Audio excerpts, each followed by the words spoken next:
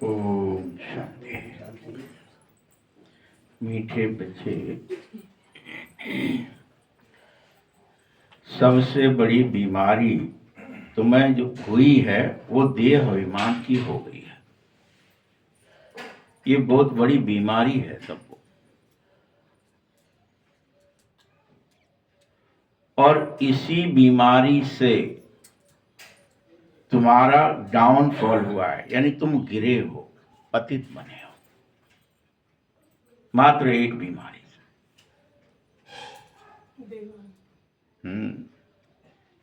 इसीलिए अब हर हाल में आत्म अभिमानी बनो, देही अभिमानी बनो। ये मुरली में जो सार रहता है ना, मीठे बच्चे, ऐसे करके जब बाप करता है ना बात, तो वो एक पूरी मुरली बता देता है उसी पॉइंट में।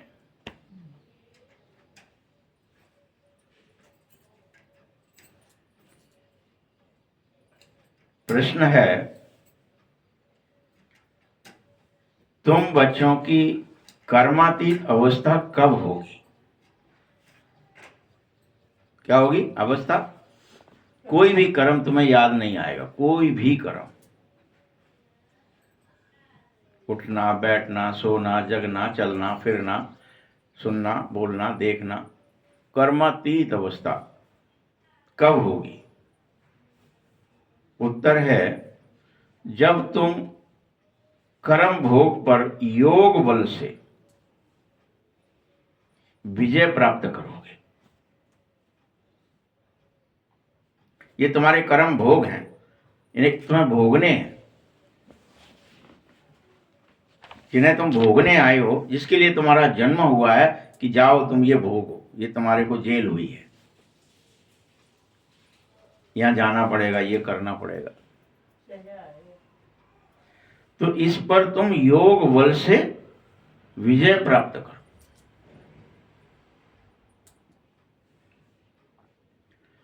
जिस दिन तुम पूरा पूरा देही अभिमानी बनेंगे, यह देह अभिमान का रोग सबसे बड़ा रोग है इस दुनिया का। हमें ये रोग ही नहीं दिखता कि हम अपने को आदमी औरत समझ रहे हैं, हम अपने को बच्चा बूढ़ा समझ रहे हैं, सुखी दुखी, मोटे पतले, काले गोरे, जो भी समझ रहे हैं। ये हमें क्या नहीं दिख रहा? रोग नहीं दिख रहा। हम अपने को आत्मा नहीं समझ पा रहे, ये रोग नहीं दिख रहा। लेकिन बाबा क्या कहते, यह है इस दुनिया का देह अभिमान सबसे बड़ा रोग है, और इसी से पूरी दुनिया पतित हो गई है। आत्माभिमानी बनोगे तो पता है खुशी वापस आएगी, तुम्हारे चाल चलन सुधर जाएंगे, और तुम्हें नशा आ जाएगा कि हम एक पवित्र देव आत्मा हैं, फरिश्ते हैं, सर्वोच्च ब्राह्मण चोटी के हैं।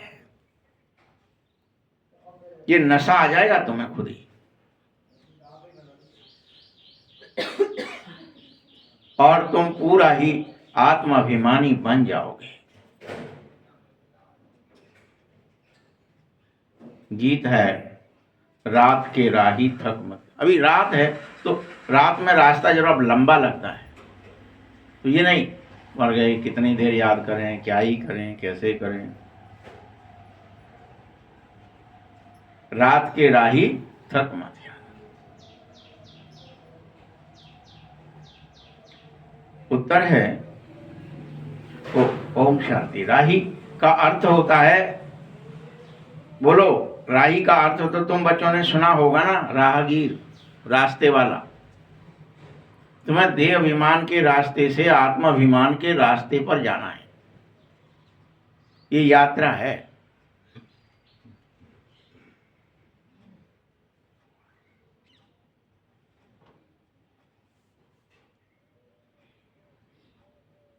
और कोई समझा नहीं सकता है सिवाय तुम ब्रह्मा मुख वंशावली ब्राह्मणों के इस बात को। न समझ सकता है, न समझा सकता है। कि हम राही हैं और ऐसा रास्ते पर चल पड़े हैं कि चलते चलते इस देह अभिमान खत्म हो जाए, आत्माभिमान आ जाए। हमें रोज चलते रहना है, दिन रात ये प्रैक्टिस कर, नहीं मैं आत्मा हूं, मैं देही हूं, देह में रहता हूं, मैं देह नहीं हूं। उठते बैठते सोते जगते ये याद की यात्रा है। हम यात्रा ही नहीं समझ रहे इसे।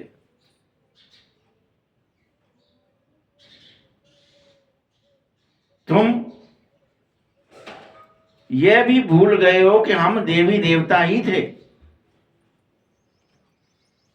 सब भूल गए। किसी को याद है कि हम थे? ये लगता है मैं मूर्ख खल कामी, कृपा करो भाई मारे हम तो। ये तो वास्तव में भूल गए कि हम देवता थे, ये तो पता ही नहीं है। यानी ऐसे ही पहले मर रहे होंगे, ऐसे ही अभी है, ये पता ही नहीं है। ये बात सही है, हम सब भूल गए हो कि हम देवी और देव थे।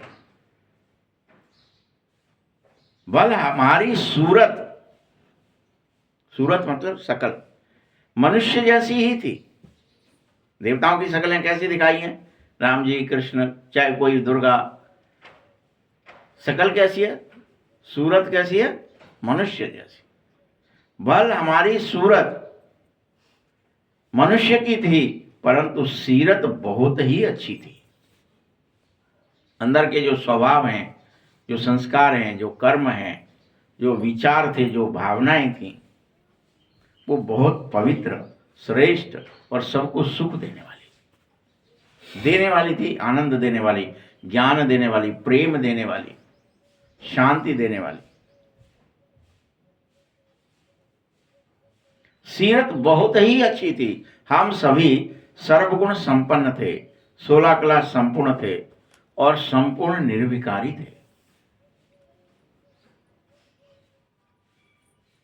तभी तो सारे विश्व के मालिक भी थे। हमारा वह जन्म हीरे जैसा था।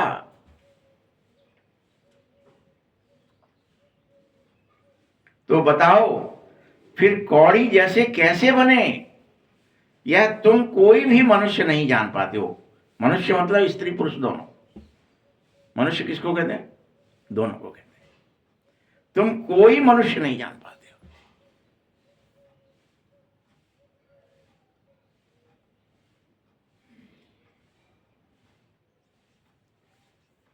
अब तुमको नंबरवार पुरुषार्थ अनुसार पलटा खाना ही पड़ेगा, परिवर्तन करना पड़ेगा अपने को। अभी तुम जो पलटा खा गए हो, देह की जगह और कुछ समझ ही नहीं पा रहे हो। हम आत्मा है ये तो भूल ही गए हो, देवता है ये तो भूल ही गए हो। तो ये पलट गए हो तो बाबा क्या कह रहे हैं? तुम्हें अब पुरुषार्थ अनुसार पलटा खाना है। फिर से वो पलटा परिवर्तन करो कि अब हमें हर हालत में फिर से साधारण मनुष्य नहीं, नीच मनुष्य नहीं, बुरे मनुष्य नहीं, देव मनुष्य बनना है।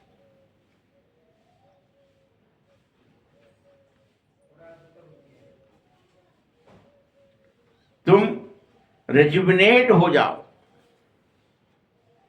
पूरा ही। अभी क्या हुआ है? बाप देख रहा है तुम्हारी रिजल्ट। कोई तो बहुत ही थोड़ा बदले हो, तो कोई 5% ही बदले हो, तो कोई 10% भी बदल गए हो, डॉट डॉट डॉट।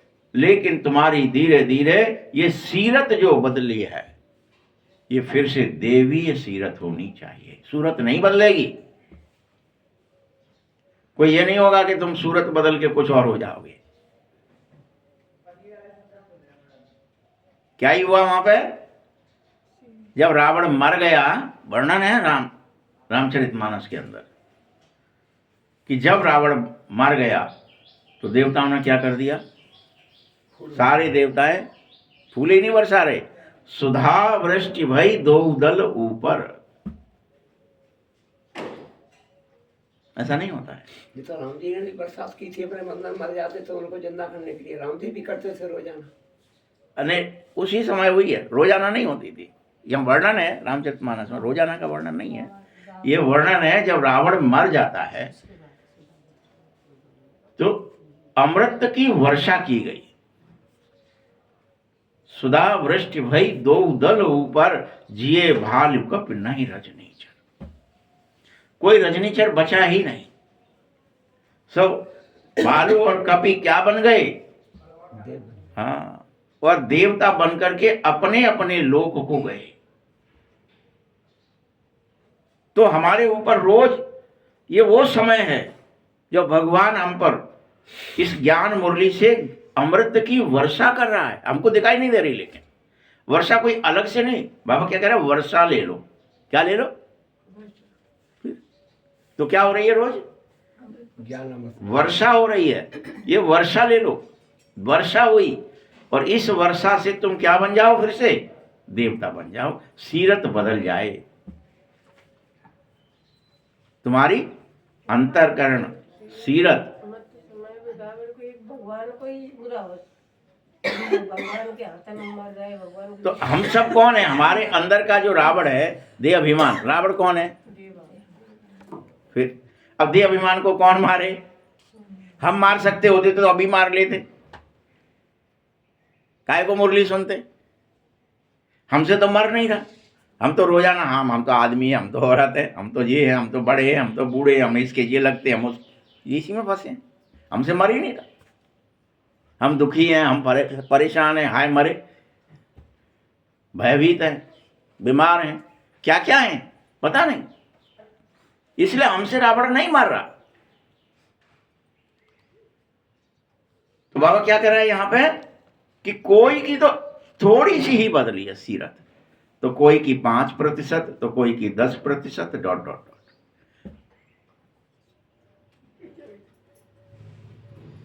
तुम्हें पूरी सीरत बदलनी होगी। ये रोज बदलो, रोज अमृत पियो, रोज सुधा वृष्टि हो रही है संगम पर, रोज आओ, सुनो, समझो और फिर दिन भर पियो उस अमृत को। जहर मत पी लेना, फिर से देह मत बन जाना, फिर से देह के अहंकार में मत चले जाना।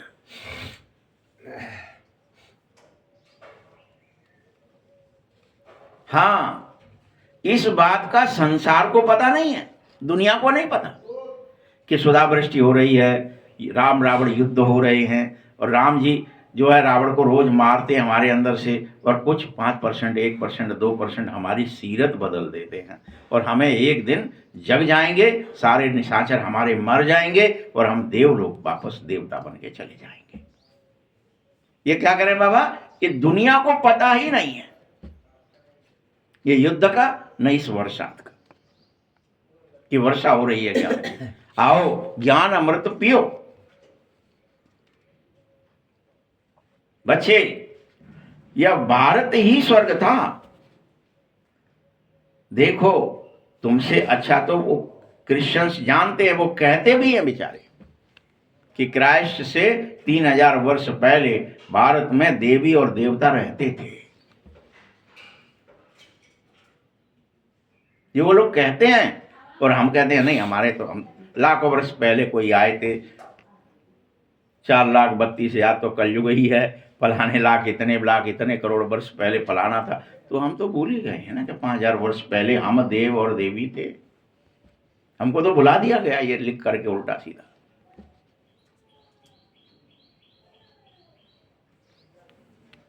अगर तुम्हें पता भी चल गया अब क्या हम देवता थे 5000 वर्ष पहले, आज से क्राइस्ट से हमें क्या लेना देना? हम तो आज से कह रहे हैं हम 5000 वर्ष पहले देव और देवी थे। जब पता है तो अभी हमें पुनः ऐसे गुण धारण करना ही चाहिए जो फिर से हम भगवान और भगवती कहलावे, देव और देवी कहलावे।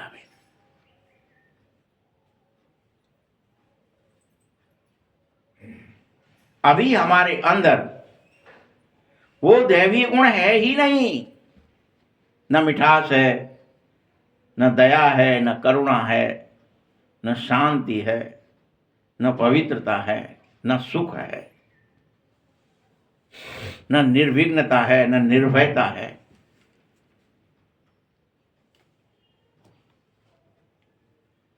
और हमारे मनुष्यों की समझ में भी नहीं आता है कि हम क्यों दया नहीं कर पा रहे अपने पर और दूसरों पर, क्यों प्रेम नहीं कर पा रहे, क्यों अभी भी हमारे बुद्धि में ये तेरा ये मेरा है, ये खास है ये कायदा है, ये पास का है ये दूर का है, ये कुछ नहीं लगता है ये सब लगता है। क्यों है, क्यों नहीं मिट रहा?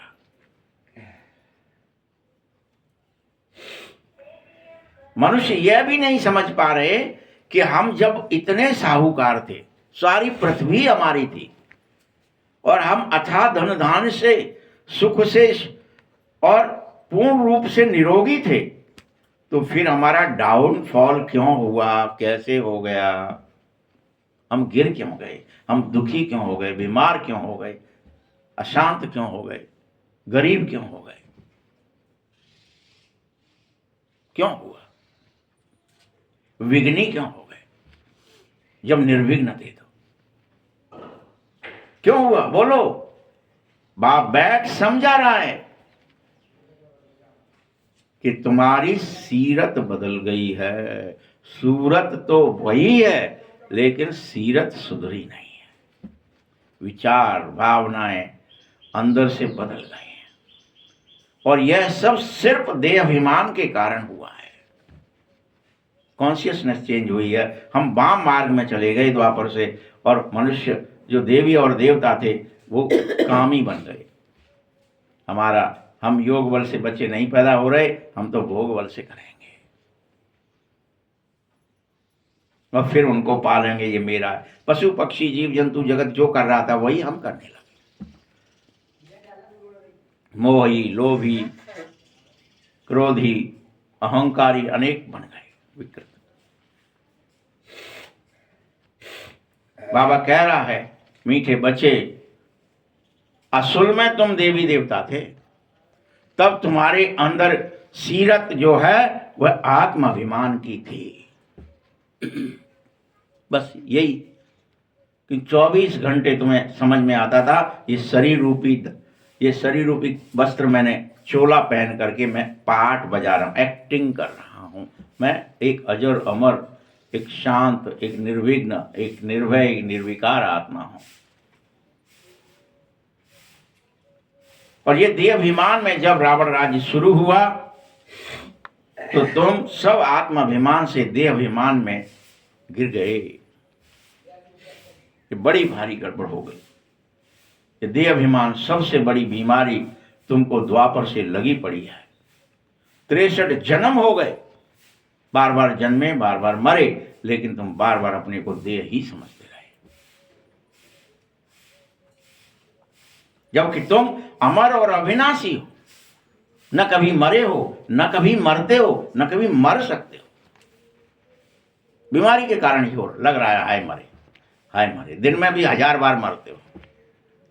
हे भगवान, ऊपर चढ़े, हाय भगवान, हे ईश्वर, मरे, हाँ अपनी आए, मर गए।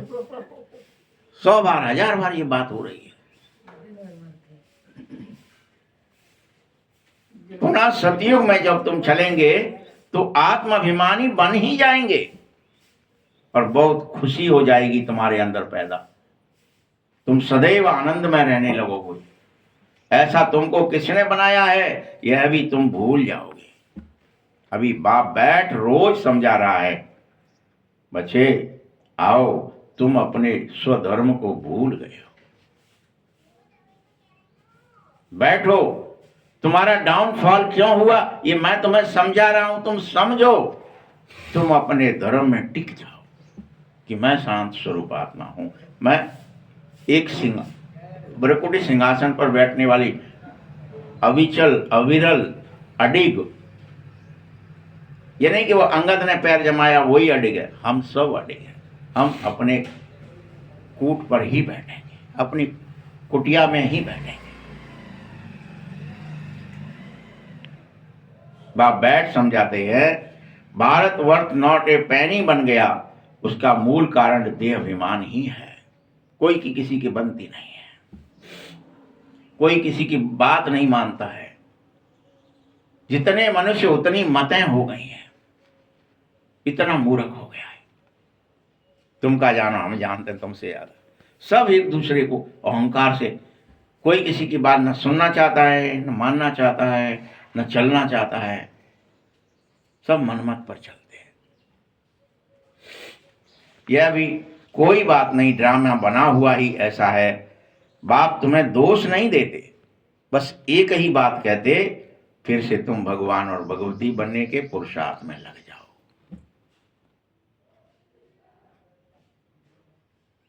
देव और देवी बनो,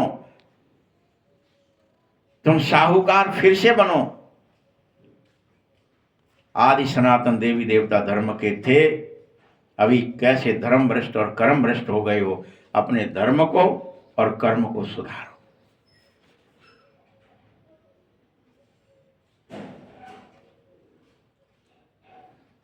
बाबा बार बार समझा रहा है, रावण राज्य है, इसीलिए तुम देही अभिमानी की जगह देह अभिमानी बने हो, इसीलिए तुम्हारा यह हाल हुआ है। बाप ने तुम्हारे लिए पढ़ाई के लिए सीढ़ी बनाई है और सीढ़ी में दिखा दिया है कि तुम कैसे देह अभिमान के कारण गिरते गिरते गिरते गिरते पूरी तरह बर्थ नॉट ए पैन, किसी काम के नहीं रहे, ऐसे हो गए। और इसका मूल कारण देह अभिमान है। बस काम क्रोध लोभ मोह तो उसमें वापस आए हैं। ये काम, ये क्रोध, ये लोभ, ये मोह हम मूल कारण समझ बैठे, मूल कारण देह अभिमान है। ये तो उसके बाल बच्चे हैं रावण के। क्रोध मेघनाद है, आप समझ रहे हो ना, बाल बच्चे हैं ये खुद। रावण तो देह अभिमान ही है।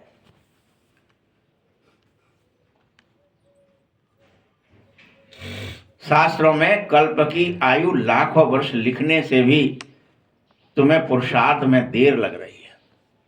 भी लाखों वर्ष पढ़े कर लेंगे पुरुषार्थ बाद में, सो लो, अभी तो बहुत टाइम पड़ा है। जब भगवान आएगा, घोड़े पे बैठेगा, कलिकी बनेगा, तब हमें जगाएगा, तब जग जाएंगे। अभी तो मजे कर लो, खा लो, पी लो, सो लो, जग लो, इधर उधर की बातों में फंस लो।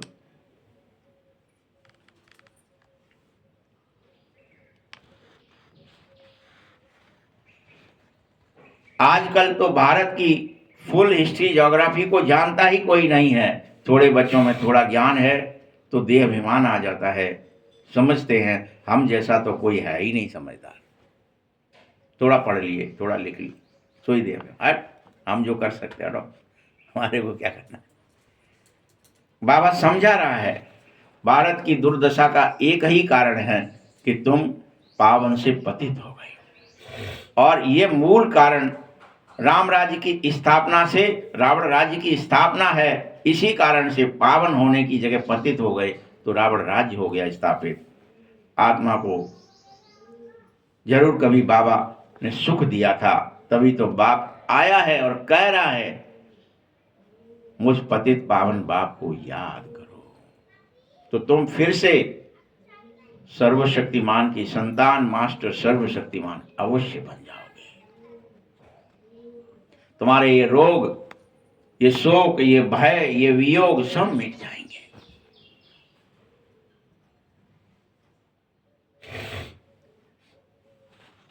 बाप समझाता है, मीठे बच्चों, तुम मेरे बच्चे जो शूद्र बन गए हैं।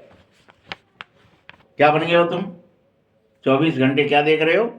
हड्डी मांस। शूद्र बन, चमड़ी देख रहे हो, ये काला है, ये गोरा है, ये ऐसा है, ये ऐसा है। शूद्र बन गए हो तो मैं शूद्र से बदल मैं ब्राह्मण बनाने आया हूं। आत्मा को देखो, शरीर को नहीं। न कोई स्त्री है, न कोई पुरुष है, सब आत्माएं हैं, सब पाठ बजा रहे हैं, सब खेल खेलने में आए हैं। और हर हालत में पूरा देही अभिमानी बन जाओ। तुम अभी पूरा देही अभिमानी नहीं बन रहे हो, झट से अभी देही अभिमानी बने, फिर से देह अभिमान में आ गए, गिर जाते हो। बाप रोज समझाता है, रोज उठाता है, रोज चढ़ाता है, रोज अमृत पिलाता है। तुम सोचते हो पिएंगे पिएंगे, फिर भूल जाते हो। क्यों घड़ी घड़ी देहाभिमान में आ रहे हो, क्या कारण है? पूछ रहा है, बताओ। कोई नहीं बताएंगे। बदन सिंह भैया क्यों आ जाते हैं? संस्कार तो माया के अगर हमारे अंदर भरे तो हम तो माया नहीं है ना।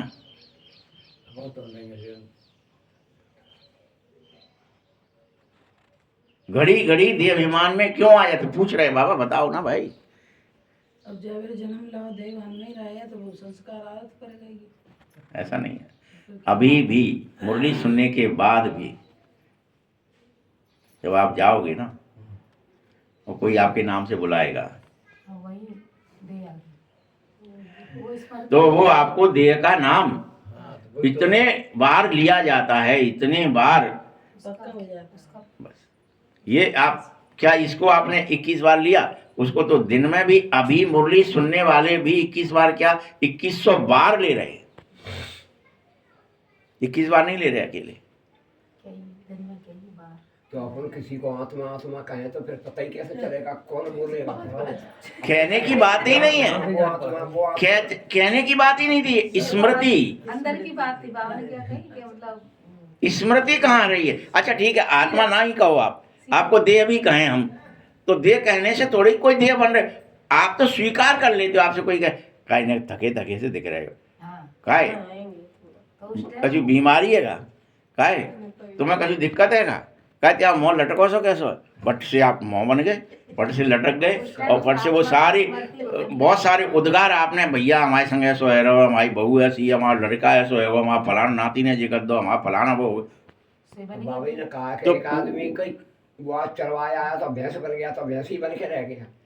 तो बाबा ने नहीं कहा ये, शास्त्र कह, बाबा क्यों कहेगा ये सब? बाबा तो कह रहा देही अभिमानी बन। आत्मा भेजे शरीर तो यहाँ बना है। क्या बन गई?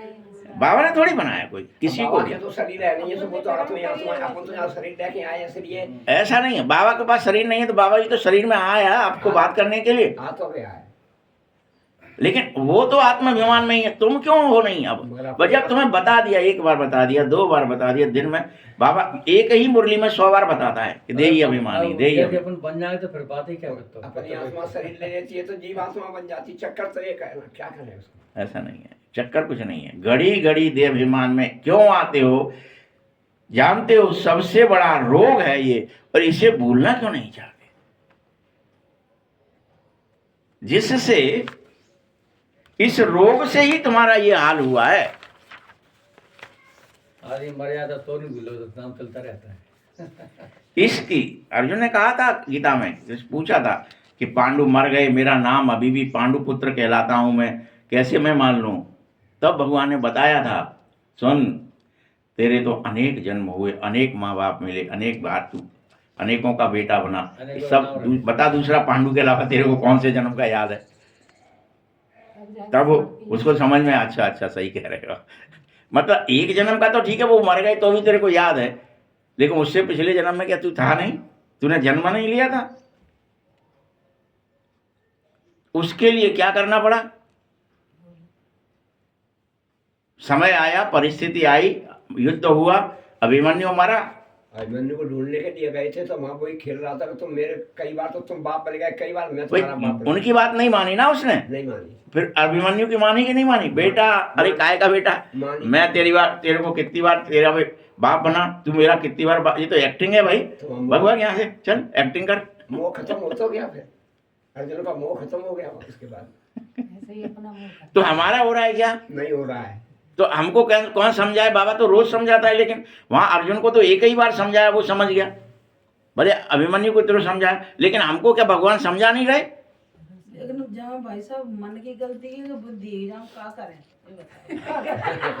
सही बात है। गलती किसकी? गलती है हमारे अभ्यास की। नहीं, संसार में फंसे हैं भाई, नाम तो संसार में फंसे नहीं हो आप जानबूझ के अपने को फंसा हुआ फील कर रहे हो रोज। जो भी हो।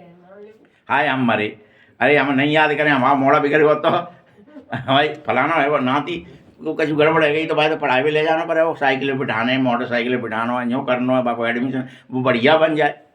कल हम खुद को बदलने की कोई चेष्टा नहीं कर रहे हम। कल हम मुरैना फेरे को गए तो मैंने कहा तुम ही आओ, जाता तुम मत जाओ, तो बाकी कोई जानते ही नहीं है। मैंने कहा नहीं, कोई नहीं आ पाएगा। तो वो जितना देही अभिमानी बनोगे, जितना उतना मुझ बाप को याद कर सकोगे, फिर बाबा याद ही नहीं रहेगा। तुम देह बने नहीं कि बाबा को भूले नहीं, माया याद रहेगी। दो ही चीजें, माया और बाबा। आपको माया याद रखनी है, बाबा याद रखने, आपकी मर्जी। इसलिए बाबा कह रहे हैं मुझे याद करो, मुझे याद बाबा को करो, रोज मुझे याद याद करते हैं। करो। माया तो अपने आप पीछे में घुस आती, बस दिखती भी नहीं है। माया बाबा को ही रोज याद कर रहे हैं, गला बैठ गया। माया पता नहीं कहाँ से आ जाती। बच्चों, तुम्हें आत्माभिमानी बनोगे तो मेरे खुशी, अथाह खुशी तुम्हारे अंदर आ जाएगी। दुख मिट ही जाएंगे। गाया भी जाता है, परवाह थी पार ब्रह्म में रहने वाले परमेश्वर की, अब वही मिल गया तो और क्या चाहिए। किसे ढूंढ रहे थे, किसकी परवाह कर रहे थे? उसको ढूंढ रहे थे, उस पार ब्रह्म परमेश्वर को। और वह आया है, उससे 21 जन्म वर्षा मिलता ही है, बाकी और चाहिए ही क्या। तुम सिर्फ एक मेरी बात मानो, देही अभिमानी बनो, मामेकम याद करो।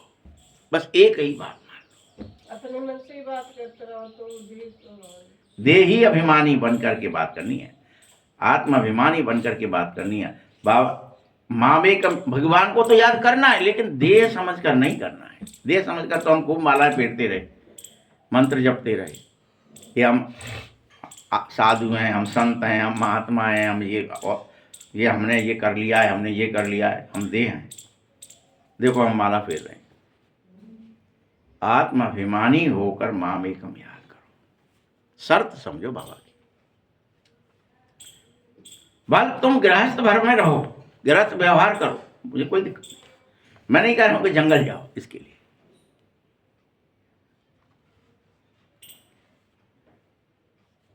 लेकिन तुम्हें हर हालत में आत्माभिमानी बनना होगा। सारी दुनिया देह अभिमान में है, इसीलिए तुम गिर पड़े हो, डाउनफॉल हुआ है तुम्हारा,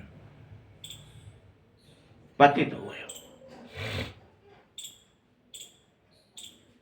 हिस्ट्री ज्योग्राफी क्या है यह कोई बता ही नहीं पा रहा है।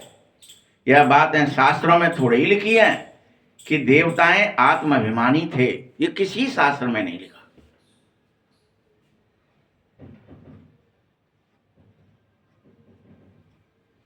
जानते थे सभी देवताएं जब शरीर छोड़ते थे तो ये जानते थे कि मैं यह शरीर रूपी वस्त्र उतार करके दूसरा पहन रहा हूं।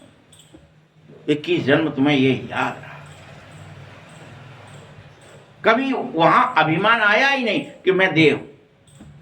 क्या याद रहा? शरीर भी छोड़ रहे हो तो ऐसा नहीं है कि देवताओं ने शरीर नहीं छोड़े, देवता अमर हैं। अमर नहीं, उनकी स्मृति अमर थी कि हम यह शरीर रूपी वस्त्र जो मैंने पहना है इसे मैंने उतारा है और दूसरा वो वाला पहनूंगा। स्पष्ट याद है। और शरीर बनकर वो कभी कोई एक्टिंग नहीं करते थे। एक्टिंग करते में भी ये स्मृति रहती थी कि मैं आत्मा इस शरीर रूपी वस्त्र से ये एक्टिंग कर रहा हूं।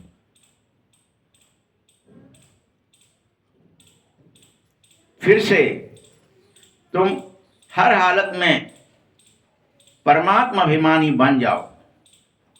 तुम कभी भी देवता बनने पर परमात्मा अभिमानी नहीं थे, आत्माभिमानी थे, लेकिन भगवान को तुम्हें पता ही नहीं था कोई भगवान भी है ना। भगवान का कोई, भगवान तो तुम्हें द्वापर से कोई है, ईश्वर कोई भगवान है, ये नाम रखे अल्लाह, ईश्वर, परमात्मा, गॉड, जो भी नाम तुमने रखे, ये द्वापर युग से जब तुम पूरी तरह देह अभिमान में आ गए और विकारों में गिरने लगे और दुखी होने लगे, तब पुकारा कोई है। तब तक तो तुम्हें पता ही नहीं था। अभी भी तुम जितना मुझ बाप को याद करेंगे उतना देही अभिमानी हो जाएंगे, उतना मीठा बन जाएंगे। ये बाप की गारंटी है। हाँ, यदि तुम अभी मुरली सुनने के बाद भी लड़ना झगड़ना आदि कर रहे हो तो तुम्हारे अंदर बंदरपना है। तुम बंदर हो, इंसान नहीं हो।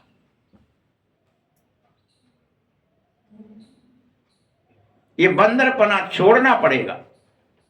बाप तुम बंदरों का साथी बनता है, क्योंकि लड़ते झगड़ते हो तभी बाबा आते हैं और तुमसे समझाता है, सुधारता है। तुम बंदरपना छोड़ दो, ये मोह छोड़ दो। बंदर देखा है ना आपने, बंदरिया को पकड़ बच्चे के लिए तुमको जुआ निकाल रही होगी, तुमको चू कर, मतलब उसको कहीं पीठ पे लादे होगी, कहीं पेट से चिपकाए होगी, वो छोड़ना ही नहीं, इतना मोह होता है। और दूसरा कोई आया तो खोके आती रहेगी, यानी इतना क्रोध होता है। कामी इतने ज्यादा होते हैं कि क्या ही बात करें, सारे विकार होते हैं। इसलिए बंदरपना कहा है बाबा ने।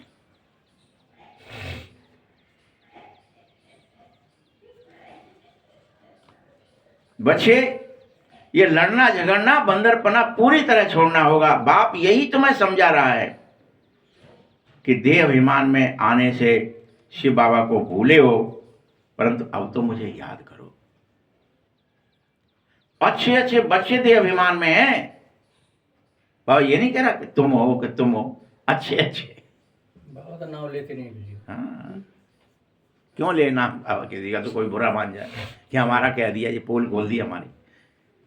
नहीं तो बाबा का बिगाड़ का लेंगे, बुरा मान जाएंगे। अरे बिगड़ने वाली बात ही नहीं, भगवान ऐसे हैं ही नहीं, वो किसी को दुख देना ही नहीं चाहते।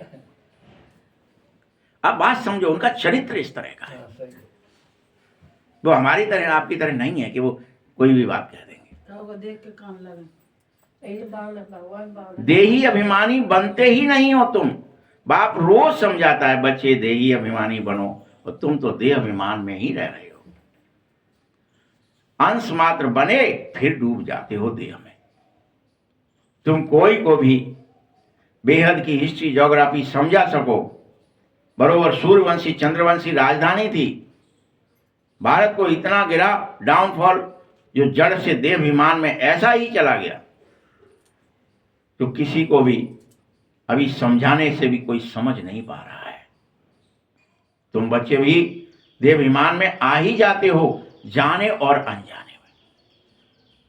मैं तुम्हें इतना रोज पढ़ाता हूं, तुम नहीं समझ रहे। औरों से क्या ही उम्मीद करूं जो पढ़ने नहीं आया है।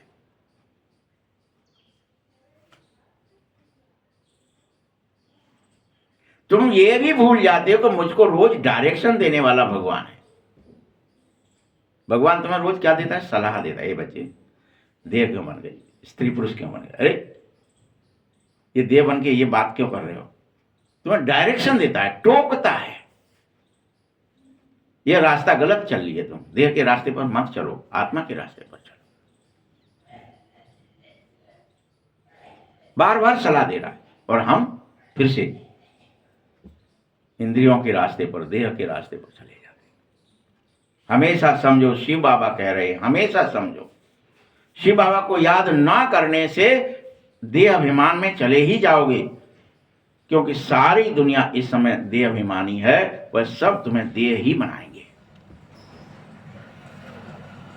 कोई आएगा तो पूछेंगे कौन से गांव के हो, कौन सी जात के हो, कौन से धर्म के हो, क्या करते हो, मतलब क्या ही याद दिला रहे हैं आपको सब लोग।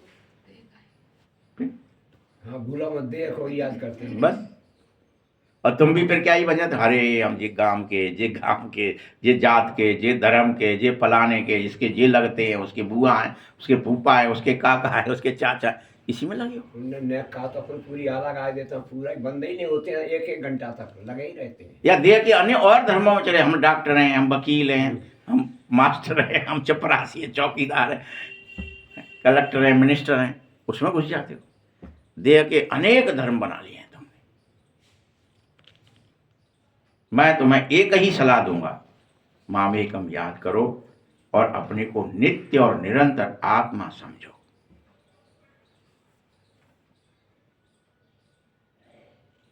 आत्मा इस देह द्वारा ही सुनती है, देह द्वारा देखती है, देह द्वारा ही सभी पाठ बजाती है। यह देह कुछ नहीं करती। बाप कितना अच्छी रीति तुम्हें समझाता है। बल भाषण तो बहुत कर लेते हो, अच्छा कर लेते हो, परंतु देह अभिमान होने के कारण उन भाषणों में तुम्हारे चलन फेल हो जाती है। तुम चाल चलन वही करते हो जो तुम देहाभिमान में कर रहे थे।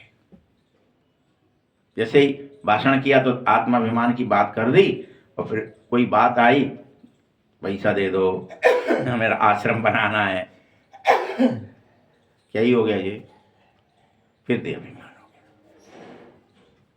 फिर भिखारी बन गए। जैसे जादूगर जादूगरी दिखाता है तो उसके जैसा कोई तुम्हें दिखता ही नहीं, कि देखो वो मूड भी काट दिया उसने, आदमी को कबूतर बना दिया, फिर कबूतर पिंजरे में डाल दिया, फिर फलाना कर दिया, रंग बदल दिया, कपड़ा बदल दिया, ये कर दिया, वो गुम कर दिया, प्रकट कर दिया, सब कर पा रहा है। क्या ही लगता है तुम्हें बड़ा भारी अच्छा आदमी है, और फिर जब वो लास्ट में टोपी फैलाना ही लगता है, भाई साहब कछु जो तुम पे जेब में है दे डालो, दे दो आप। तो तुम्हें क्या ही लगती है मर गए, ये क्या फंस गया, कि वो सब नकली था। ऐसे हमारा भाषण, हमारा सब कुछ, हम कहाँ फेल हो रहे हैं। देहाभिमान आया तो दिन भर जो कर्म करने गए उतरे प्रैक्टिकल में, तो मुंह से गाली निकल रही है, फिर से दुख की बातें निकल रही हैं, अकड़ की बातें निकल रही हैं, फिर से सब वही निकलने लगा जो पहले था। मुरली का कोई असर ही नहीं हुआ, अमृत पिया ही नहीं। तुम्हारी खुशी और नशा गुम हो गया तुरंत, क्योंकि व्यवहार में आए, कर्म में आए तो तुम वही करने लगे जो रोज कर रहे थे। परिवर्तन नहीं हो रहा। बाप चाहता है कि मेरे बच्चे बड़े विकर्म करने से बच जाएं, क्योंकि विकर्म के कारण दंड को भोगना पड़ेगा, और दंड तुम्हें देहाभिमानी बनने से बहुत नुकसान पाएगा। बेहद डंडे खाओगे, कर्म के डंडे, पीड़ाएं पड़ेंगी, बहुत सजा खानी पड़ेगी। क्यों चक्कर में फंसे हो विकर्मों के में। यह गॉडली वर्ल्ड गवर्नमेंट है, तुम्हें समझा रही है। क्या कह रहा है भगवान, मैं गवर्नमेंट हूं, मैं समझा रहा हूं, अभी सुन लो। क्या करती है गवर्नमेंट यहां पे भी? कोई रिश्वत ले रहा होता है, बेईमानी कर रहा होता है, कुछ कर रहा होता है, वो गवर्नमेंट समझाती है भैया मत करना मत करना। तुम नहीं माने तो छापा पड़ गया, तुम्हारा सब खींच के ले गए, फिर रो रहे हैं मर गए हमने, इतना करोड़ कमाया इकट्ठा किया, वो तो सब लुट गया। वहां भगवान तुमसे शुद्ध समझा रहा है, गॉडली गवर्नमेंट समझा रही है। मुझ गॉड की गवर्नमेंट का राइट हैंड धर्मराज है, सुन लो। वो बगल में बैठा रहता है मेरे, और डंडे पड़ेंगे तुम्हें।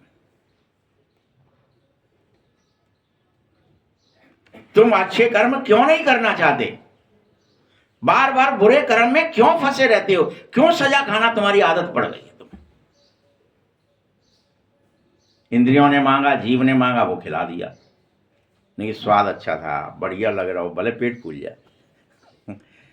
आंखों को टीवी देखना, मोबाइल देखना मना कर दिया बाबा ने, अब तुम कह रहे हैं थोड़ा तो देख लाने दो, कुछ फर्क ना पड़ा। कान से सुनना, इसकी निंदा उसकी चुगली मना कर रहा है, मत कर। बाबा रोकता है, टोकता है, और तुम कर अरे बुक का ये रहा, बढ़िया रसवा रहा उन्हें। हाँ भैया बता, हाँ बहन बता। तो एक दूसरे नहीं कहते तो उस वक्त अपन ग्रामीण चलता रहता है, भैया चलता है, कहते उठ जाओ अब क्या, तो उठ जाओ क्या, बंद कर लो ये पर्दे। सुन, तुम आत्मा रही हो, शरीर नहीं सुन रहा है। सही। बाबा समझा रहे कि कर्म जो हो रहे हैं तुमसे दिन भर, इसका फल तुम्हें मिलके ही रहेगा, इसको कोई रोक नहीं सकता। इसलिए कह रहा हूं, अपने बुरे कर्म को सजा के निमित्त बन के गर्भ झेल में सजा खाते हो, बाहर भी सजा खाते हो, फिर भी क्यों नहीं सुधर रहे? शरीर भी छूट गया तो वहां उल्टे लटका दिए जाओगे और सजाएं खाओगे। टाइम टाइम वहां कर भी नहीं सकते, आवाजें भी नहीं निकलेंगी, और लटके हुए हैं, मल मूत्र निकल रहा है ऊपर से, देख रहे हो, सब आएगा। माँ अगर चटपटा खा जाएगी तो मिर्ची लग जाएगी शरीर में पूरे में, नमक खा जाएगी तो बड़ा भारी दिक्कत आएगी गर्भ में। लेकिन फिर क्या ही करते, अरे बाबा निकाल दे, प्रभु निकाल दे, मैं तुझे ही याद करूंगा, तुझे ही याद करूंगा। नहीं, तू बस इसमें, लेकिन 9 महीने तक तो निकल नहीं सकते, और मानते हो नहीं। बाहर आ गए तो फिर वही उल्टे काम कर रहे हो, अंदर खूब गिड़ाते हो, फिर जेल से बाहर निकले फिर सजा शुरू कर लेते हो। भाई को देख रहो, खाए रहो, खाएंगे पिएंगे, मौज करेंगे, यही बढ़िया। वो सब भूल जाते ना, तो क्यों पूछ रहा है बाबा? पता ही नहीं लगता क्या घर में क्या बाजी हो, ऐसी भूल जाता है। अरे तो अभी क्यों कर रहे हो गलती? अभी भी दंड मिल रहा है ना। कोई को रोग है, कोई को शोक है, कोई को वियोग है, कोई को भय है, कोई को चिंता। किस कारण से है ये? पाप किए तभी तो है। कोई बुढ़ापा है, गलती कर रहे हैं ना अपन। इस पर एक कहानी भी है। ये सब बातें इस समय की हैं बच्चे। बाबा, महिमा एक बाबा की है, दूसरे कोई की नहीं है। इसीलिए लिखा जाता है त्रिमूर्ति शिव जयंती वर्त डायमंड है, बाकी सब वर्त कौड़ी जैसे है। तुम्हारा यह जन्म जो भगवान के द्वारा हुआ है, दूसरा जन्म एक ही शरीर में, ये डायमंड जैसा है, हीरे जैसा जन्म है। बाकी सारे वर्त कौड़ी जैसे हैं। बाकी सारे जन्म जो तुम्हारे हुए वो सब कौड़ी जैसे रहे। अभी इस हीरे जैसे अमोलक जन्म को यूं ही बर्बाद मत करो। शिव बाबा के पावन बनने के इस फॉर्मूले को मत भूलो। सिवाय शिव बाबा के तुम्हें और कोई पवित्र बना नहीं सकता है। पवित्र बनते हो बाबा की याद से और पतित बनते हो देह की याद से।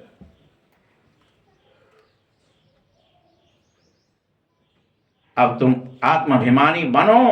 यह देही अभिमानी अवस्था एक बार बनने पर 21 जन्म चलेगी, मिटेगी ही नहीं।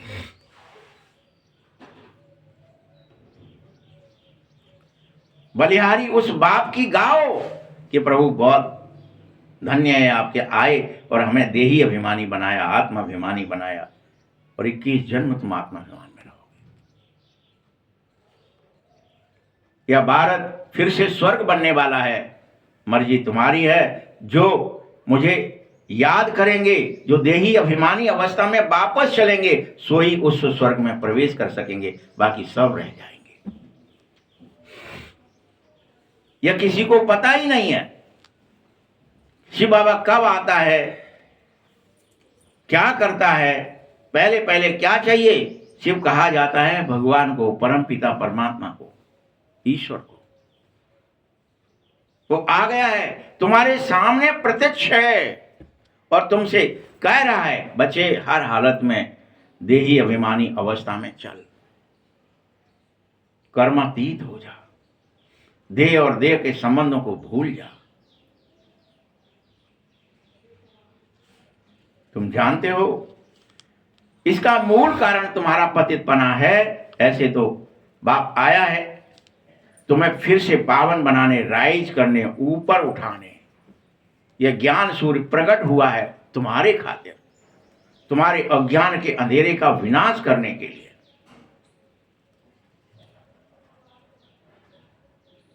सबसे ज्यादा अज्ञान देहाभिमान ही है और कोई ज्यादा बड़ा अज्ञान नहीं है। तुम देह समझना ये सबसे बड़ा अज्ञान है। इसकी वजह से सूरज ढका रहता है। आत्मा का तो किसी को पता ही नहीं है अभी कि आत्मा भी कोई चीज है और सबके अंदर बैठी है, किसी को नहीं पता। सब क्या ही सोच रहे हैं, मैं फलाना हूं, मैं फलाना हूं। जो शरीर का नाम है वही तुम समझ बैठे हो। कोई को नहीं पता कि आत्मा बैठी है शरीर में।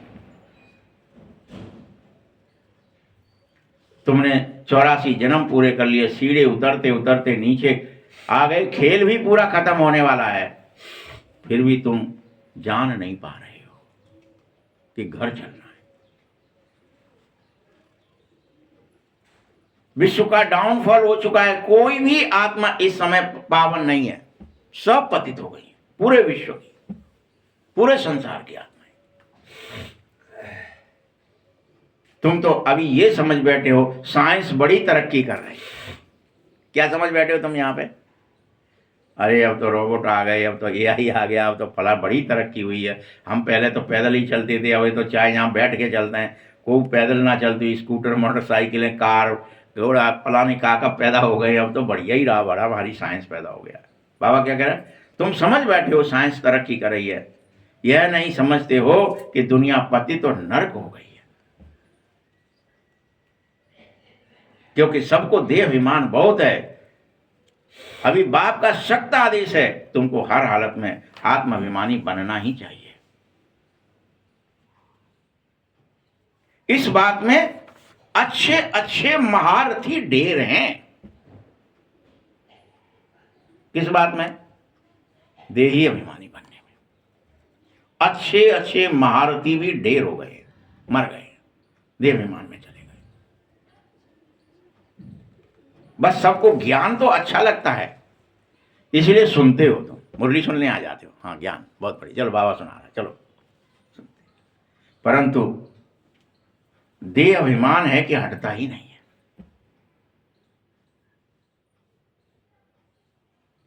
इसी कारण से, इस देह अभिमान के कारण से, कोई में क्रोध का अंश है, कोई में अभी मोह का अंश है, कुछ न कुछ अंश माया का बचा ही है। और तुम्हारी सीरत सुधर नहीं रही है उन अंश की वजह से। क्रोध, काम, लोभ, मोह सब भरे पड़े, सुन ली मुरली लेकिन वो मिटा नहीं। तुम्हें बहुत मीठा बनना चाहिए था, तभी तो मैं तुम्हारी मिसाल दूंगा। और तुम्हारी मिसाल क्या है? तुम कितने मीठे हो जाते हो? तुम मीठे होने से, यानी मनुष्य मीठा होने से, शेर और बकरी भी इकट्ठा पानी पीते, एक दूसरे की हिंसा करना बंद कर देते। सिर्फ मनुष्य के मीठा होने से तुम निरअहंकारी हो जाते हो, निर्विघ्न हो जाते हो, काम रहित हो जाते हो, क्रोध रहित हो जाते हो, तो पूरा संसार ऐसा हो जाता है, हिंसा नहीं करता, तुम संपूर्ण अहिंसक हो जाते हो। तुम्हारे अहिंसक होने से शेर और बकरी इकट्ठे पानी पीते हैं और हिंसा नहीं कर पाते। वहां कोई दुख देने वाला जानवर होगा नहीं सतयुग में, कि कोई दुख दे दे, किसी का कोई शिकार कर ले, बिल्ली जाए कबूतर को खा जाए, वहां ये हो ही नहीं सकता। यह बातों को अभी तुम मुश्किल से समझोगे, लेकिन क्योंकि तुम्हारे सामने तो रोज हो रहा है। आदमी ही नहीं छोड़ रहा किसी को, कितने गैया खा जाता है, कितने बड़ा खा जाता है, कितने क्या खा जाता है। ये सोचा था कि किसी ने कि आदमी ये खाएगा हैं?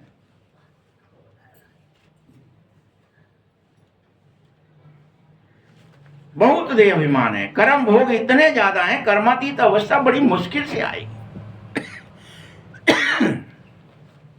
पता ही नहीं पड़ रहा कि हमको यह मत कौन देगा। बच्चे, ये श्रीमत शिव बाबा के बगैर कोई दे न सकेगा। कैसे ढूंढूंगा मैं तुम्हें?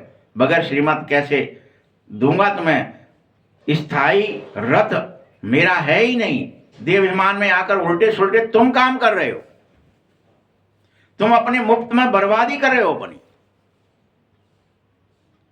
मेरे लाख समझाने पर भी तुम समझना नहीं चाहते, नतीजा वही का वही रहता है।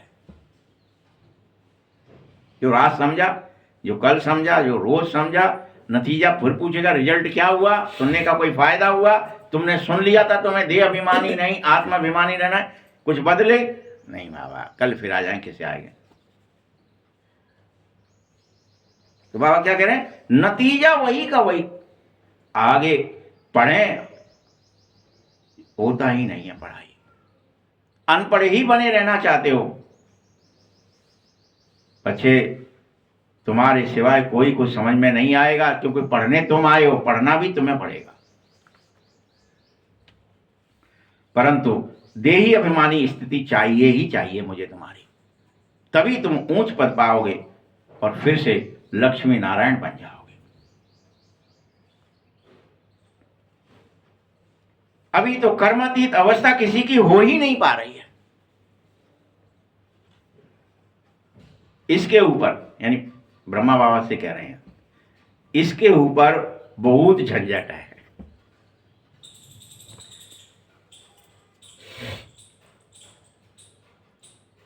इसको कितनी फिक्र हो गई है, बच्चे सुधर जाएं, बच्चे सुधर जाएं, मेरे बच्चे हैं, बाबा कुछ मत बोलो, डांटो मत। जैसे मैयो बाप डांट रहा हो कि मोड़ा नहीं तेरा सुधर रहा, या मैं जब कूट दूँ पीट दूँ, तो मैयो क्या कहते हैं, सुधर जा, चिंता।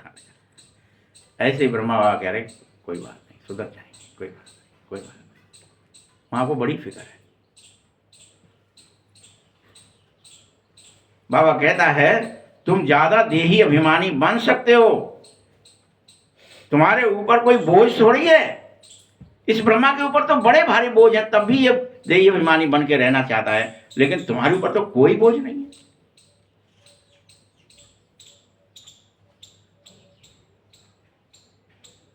हेड तो यही है ना, नाम बदनामी भी इसी की होगी कि ब्रह्मा कुमारियों को गड़बड़ हो गई, ब्रह्मा कुमार तो नाम बदनाम किसका होता है भाई? ब्रह्मा बाबा का। परंतु यह किसी को पता ही नहीं है कि इसमें शिव बाबा बैठा है। तुम्हारे में भी कोई मुश्किल इस बात को समझ पाता है। भारत में स्वर्ग था, यह भी तुम भूल जाते हो कि हम स्वर्ग में थे, यह भी भूल जाते हो। मैं कब तक तुम्हें समझाऊं? जब तक तुम नहीं समझोगे तब तक मैं तुम्हें समझाता ही रहूंगा, समझाता ही रहूंगा। समझो, मैं डायरेक्शन दे रहा हूं। लिखा पढ़ी करो तो स्कूल में संसार की हिस्ट्री ज्योग्राफी बतानी चाहिए, भाषण करना चाहिए तुम्हें। भारत हीरे जैसा था, कौड़ी जैसा कैसे बना, इस बात पर तुम्हें खुद समझना है और भाषण करना है। मूल कारण है कि तुम देह अभिमान में क्यों बार बार जाते हो। समझने वाला होशियार चाहिए, समझाने वाला भी होशियार चाहिए। गवर्नमेंट का तो हाल, विज्ञान भवन जो दिल्ली में है, वहां भी जाकर तुम सबको बुलाओ, अखबारों में डालो, कुछ भी करो, एरोप्लेन से पर्चे गिराओ, लेकिन एक ही बात समझाओ कि हर हालत में आत्माभिमानी बनना चाहिए हर एक को। किस बात के पर्चे डालोगे? नहीं तो विज्ञान भवन में किसको क्या समझाओगे? सेवा करने के लिए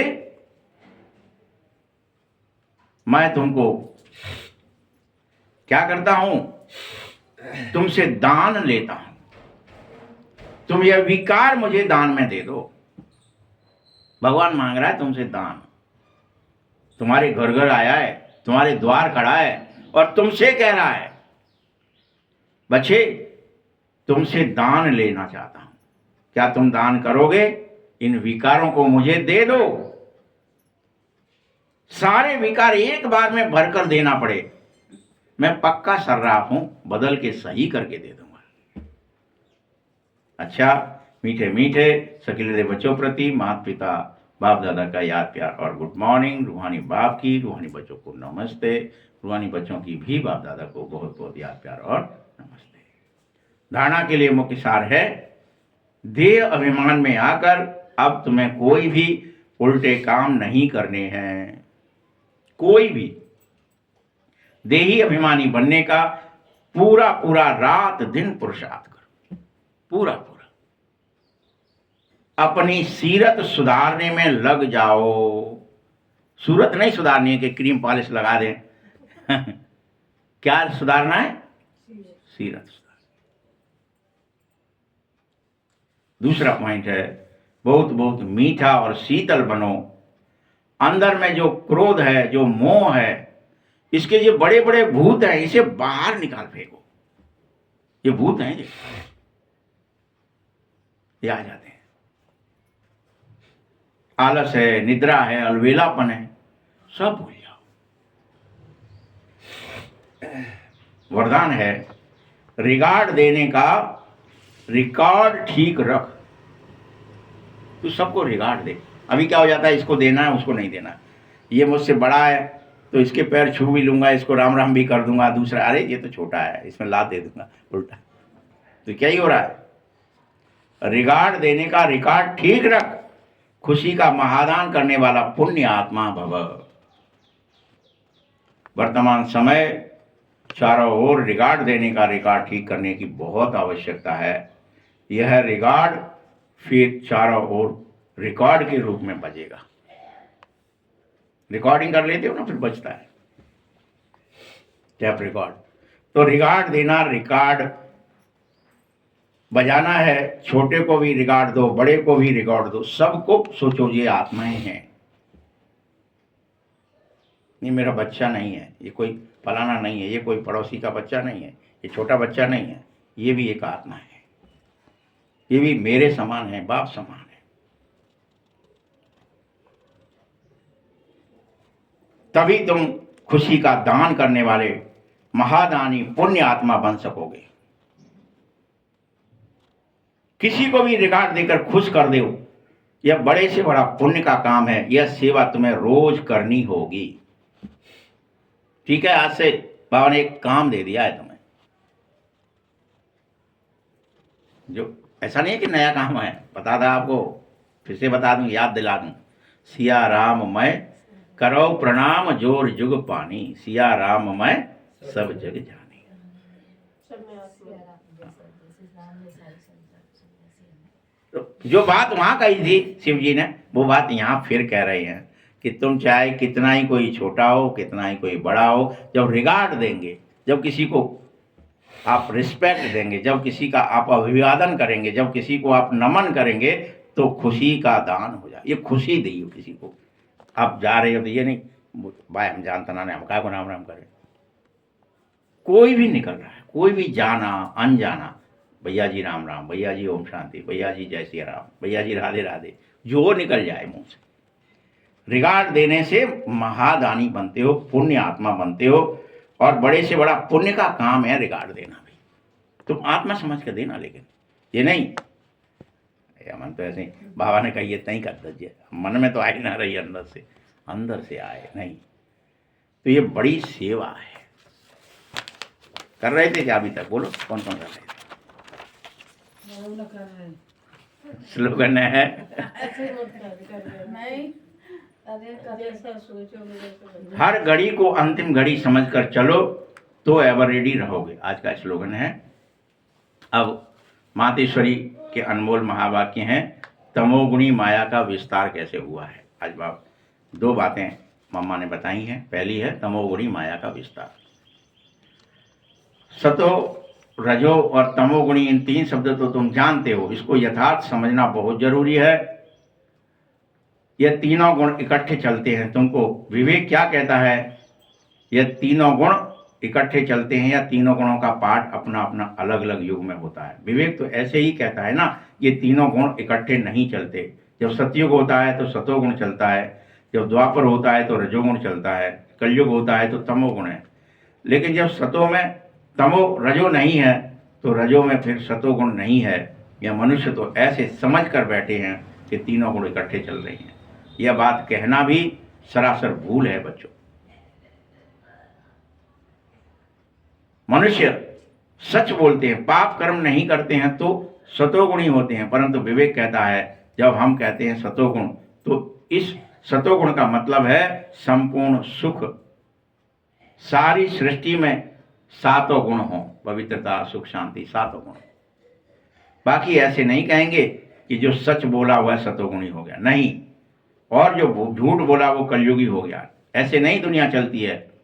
अब जब हम सतयुग कह रहे हैं, इसका मतलब है सारी सृष्टि सतोगुण प्रधान हो जाएगी। सतोगुण सतो प्रधान चाहिए। ऐसा कोई समय था जहां संसार सतोगुणी था, उसे सतयुग कहते थे। अभी नहीं है, अभी तो कलयुगी दुनिया है। सारी सृष्टि पर तमोगुणी प्रधानता का राज्य चल रहा है, तमोगुणी समय है। और फिर सतोगुणी कहाँ से आया अभी? इसीलिए घोर अंधकार कहते हैं, जिसको ब्रह्मा की रात भी कहा जाता है। सो अब सतयुग ब्रह्मा की दिन की शुरुआत होने वाली है, ब्रह्मा की रात खत्म होने वाली है। ये दोनों के मिलन का समय है। ये मम्मा ने हमको आपको सबको समझाया। सतोगुण क्या है? इकट्ठा नहीं चलता है, रियल में सतयुग होता है। जैसे अभी रियल में कलयुग है और सब यहाँ तमोगुण। हम ये मान बैठे हैं तीनों तो हमेशा ही रहते हैं सतरजतम, इसलिए हम पुरुषार्थ नहीं कर रहे हैं कि झूठ थोड़ा बहुत तो सब जगह चलता है। हमने लिखे भी शास्त्र द्वापर से, तो कैसे लिख दिए? क्या लिखा वहां? क्या गड़बड़ करी पता है?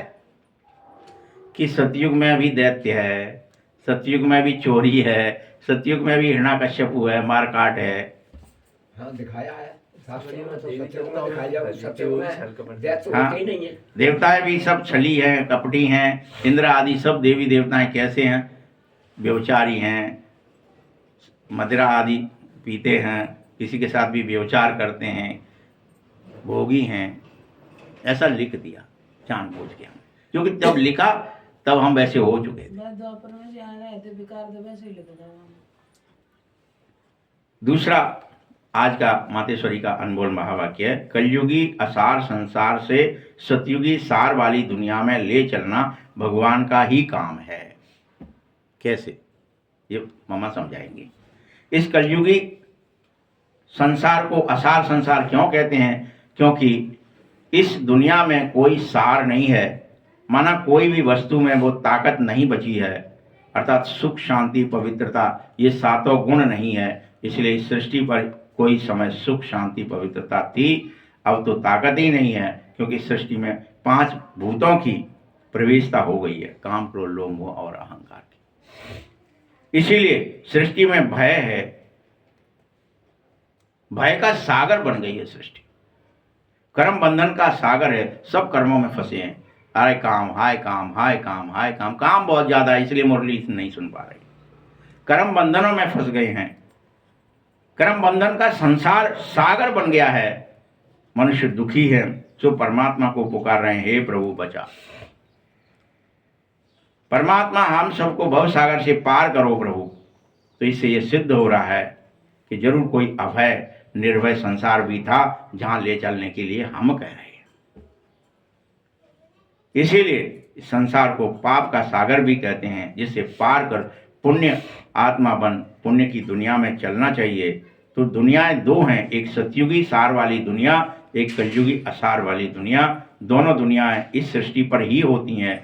अभी परमात्मा वह सार वाली दुनिया फिर से स्थापित कर रहा है, बस तुम भगवान की बात मानो और उस पर चलो। अच्छा, ओम शांति।